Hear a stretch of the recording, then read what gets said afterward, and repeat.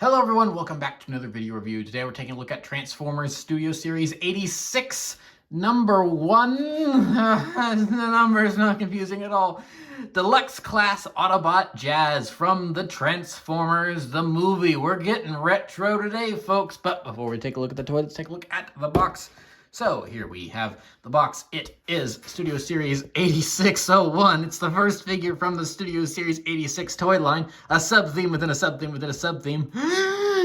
So as we can see here, this is from Studio Series. He is an Autobot named Jazz from Transformers, the Transformers, the movie. Not to be confused with Transformers 2007, the movie. It's for ages 8 and up. Of course, that's just a suggestion. I have to put that on there. This is manufactured by Hasbro. It says Transformers along the side. This is from the Generations line, which Studio Series is a sub-theme of, which Studio Series 86 is a sub-theme of. We're in too many levels in deep.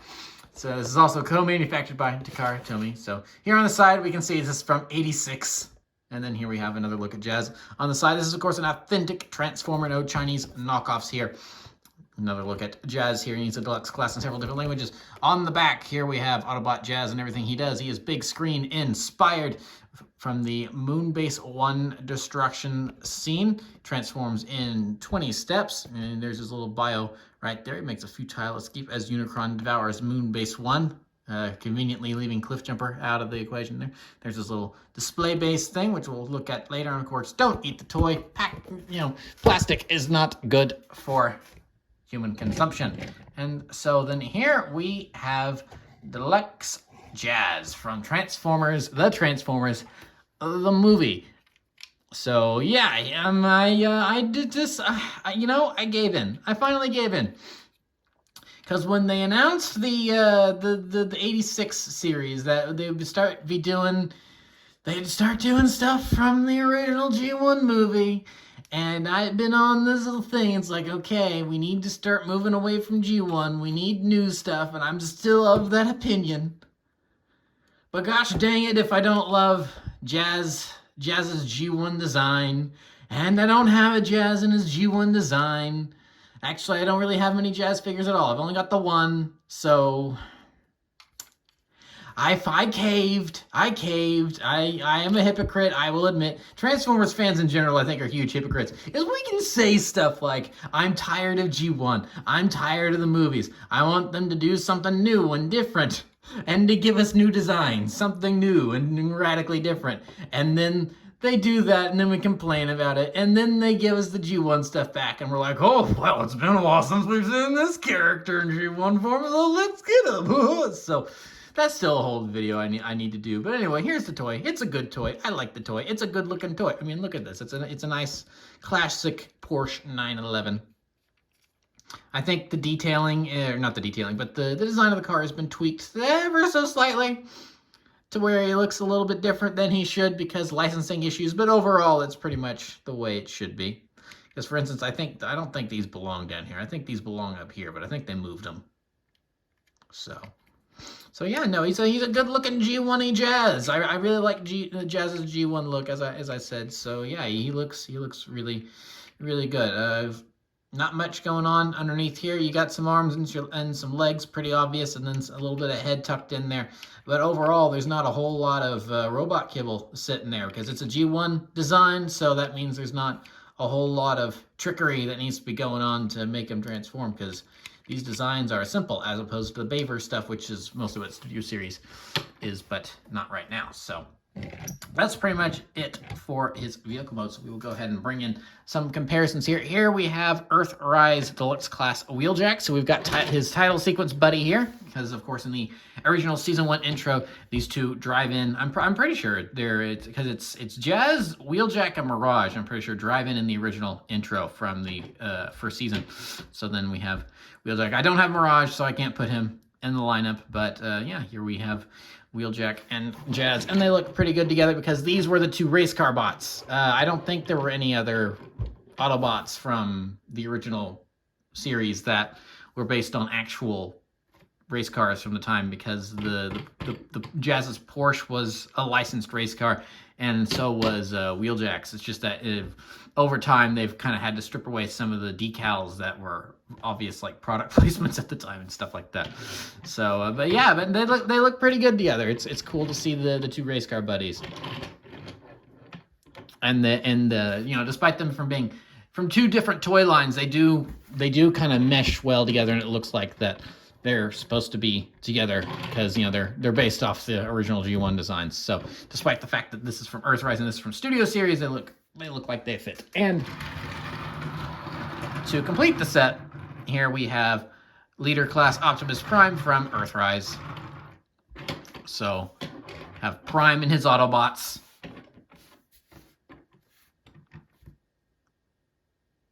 So yeah, same thing. You know, they all look like they belong together, which is nice because, you know, they kind of do because they're all from G1. So even though, you know, this is definitely supposed to be from G1, based on the design from G1, and these are, you know, inspired by, and, you know, inspired by me, we just copycatted it, but oh well. So again, another video for another day. So yeah, that is pretty much it for Jazz. The only thing we really have left to talk about is his weapon storage, is that he does come with his blaster here, and it just pegs on the top, which, it's fine, it's whatever. I actually probably would have preferred a peg on the side, because then it does leave him with this kind of obviously and poorly, honestly, that's a really poorly cut hole, I feel like. I feel like that's like a last minute thing that was just drilled into all of them. I mean, look at that. I'm honestly just noticing this just now because I'm like, okay, there's weapon storage, and called it good when I was playing around with him. But now looking at this now, I mean, it looks like I took a drill bit and drilled that port into him so that way he could have that. I mean, that's just sloppy. That just looks poorly done. So yeah, so that's a knock against him. I don't know if it's like that on other versions, on other copies of this figure, but on mine, yeah, that just looks like sloppy work there on terms of the, because I'm feeling it, and the ridge is all kind of not coarse. That's the word I'm looking for. So I mean, just right into that, drilled right into that plastic. Not really much rhyme or reason to. Interesting.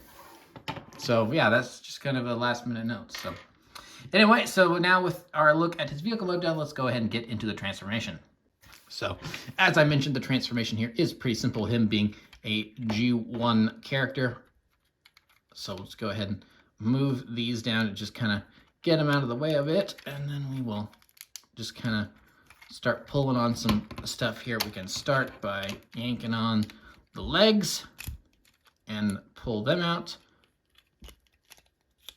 So that'll kind of get them out of the way. And then there will be a little bit more to do with the legs here in a minute, but we will go ahead and ignore that for now. And so we'll go ahead and get the doors untabbed from the arms here. As you can see, there is just the little tab there that tabs in. So we'll go ahead and pull those out so his doors are open. And then with that done, we can get the whole top hatch of the car here raised up on this hinge. And we can kind of start seeing how things are going to go here. So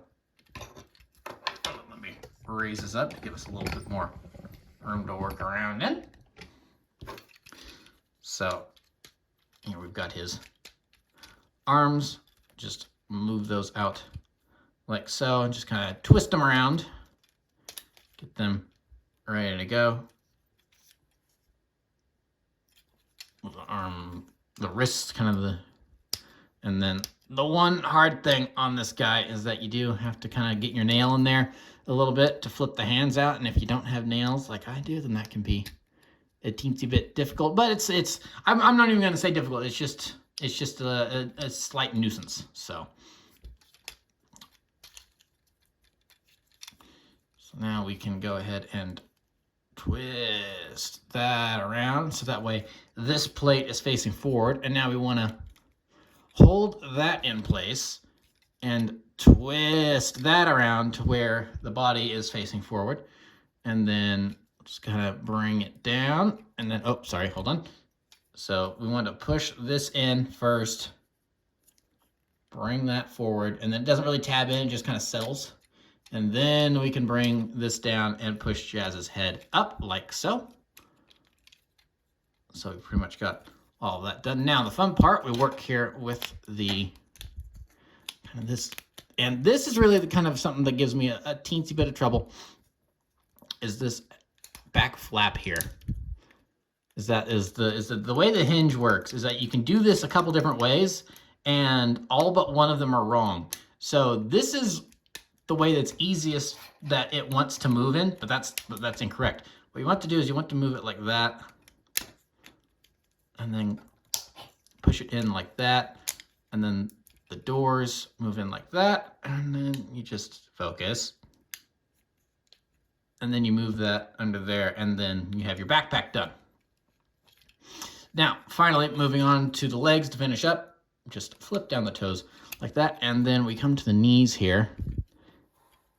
There is a little tab right there, and then there's a little slot if he wants to focus in there.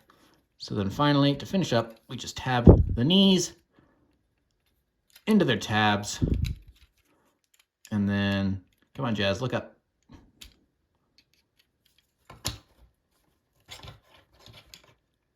And with that, I think we are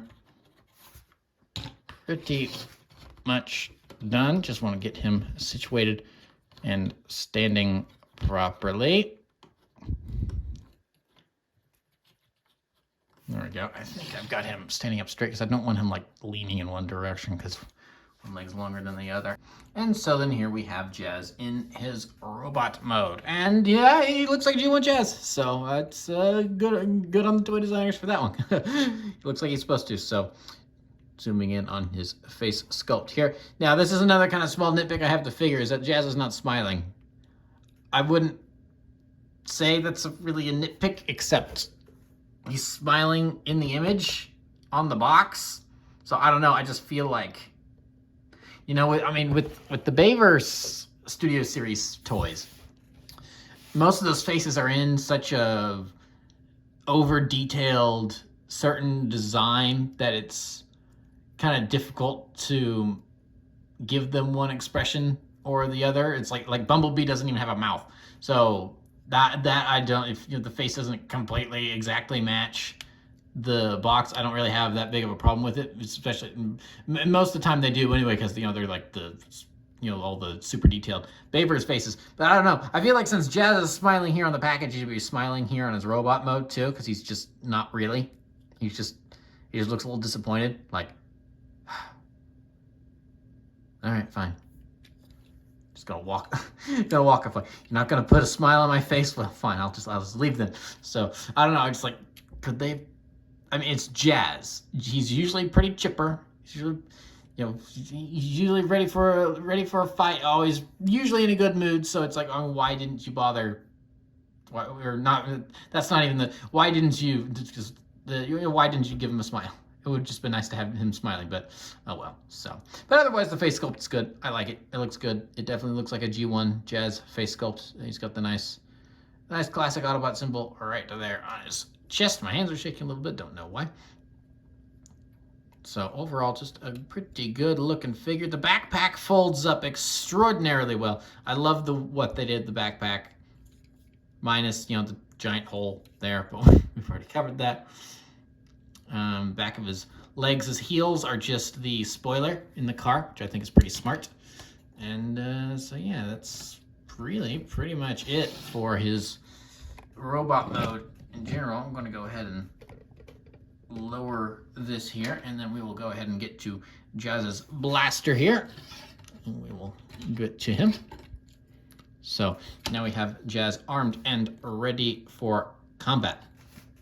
And a nice feature about this Jazz is that he is compatible with the War for Cybertron trilogy blaster effects. So he can be kitted out to look like he's blasting stuff.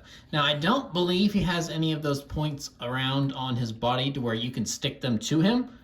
I don't think so. He's pretty smooth, but he does have, but his blaster is capable of putting on those effects. So yay. Oops, yeah, that works.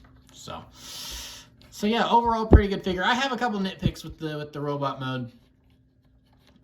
Just this does not click in or anything, so his head does have the tendency to, if you accidentally push down on it, he's just, wow, it's really empty in here. I must not have that great big a heart. And then And then this doesn't really click into place anywhere, at least I don't think. I mean, it kind of looks like it's supposed to with those ports there, but they don't go anywhere, and I don't think I'm missing anything. So this does just have a tendency to just kind of move around a little bit. So the chest area isn't the most secure. And then I just have a little bit of a problem getting him to stand up completely straight with the legs, but I don't think that's necessarily a problem with the toy. I think that's just me needing to figure out how to stand him properly.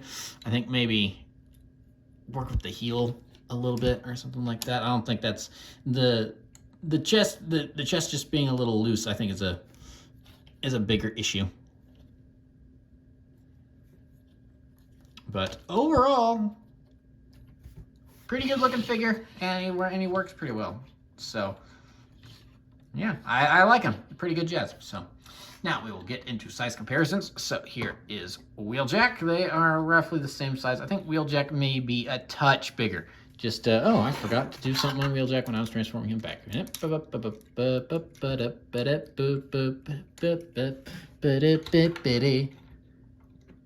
little musical interlude there as I got him fixed. So I think Wheeljack is like just a hair taller, not by much. So yeah, they look together. They look good together. They look together. It's like, yes, they both have eyes, so they can look at something together. And of course, here is Optimus Prime. So I know Jazz is the one we're looking at, but Prime's the tallest, so I'm going to put Optimus in the center here. So yeah, here is Optimus with his Autobots, his second in command, and his science officer. Hold on, I'm gonna.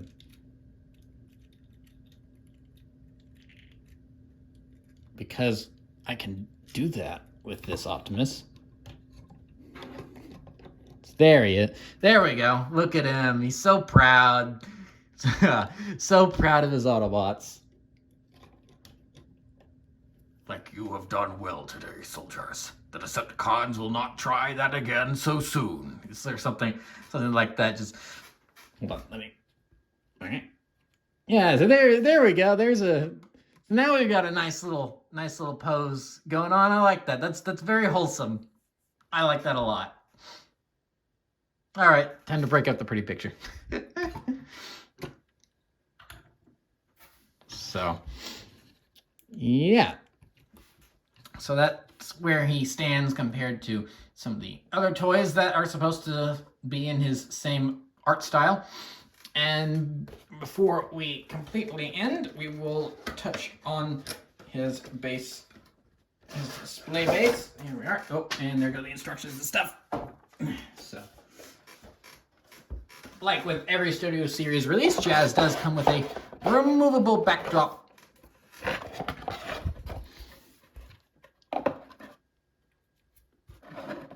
So we can just place Jazz right there, and then we have Moonbase 1 with a little bit of Moonbase 2 peeking out in the background. I do kind of wish that they'd put like Unicron over there or something, just like him ominously coming toward or something. But overall, yeah, no, it's a good display base. So, and I think they changed it up a little bit. I think because they added something like the Autobot symbol got moved down there or something. Well, I mean, obviously it says 86 on it, so that's a little different. But yeah, no, he looks good on his little display. And I, again, don't have room for them on my shelf, but I do love that Studio Series does give you a little display to put in there. So yeah, that is Jazz.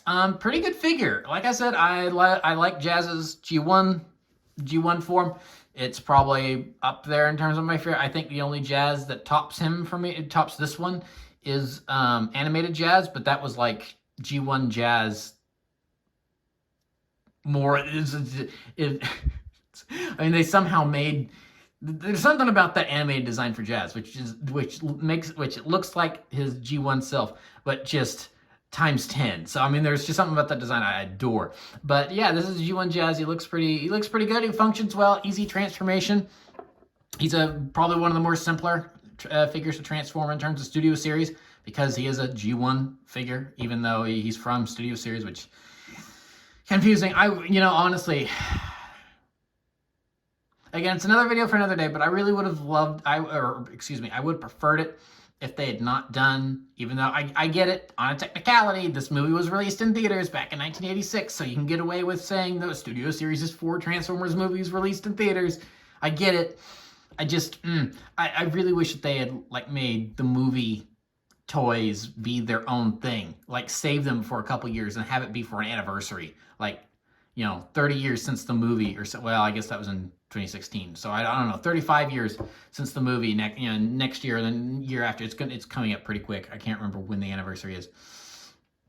But I kind of would have preferred it if they had, done a whole separate toy line for then, and there would have been Studio Series toys, but just put them in like retro looking packaging instead of putting them in the Studio.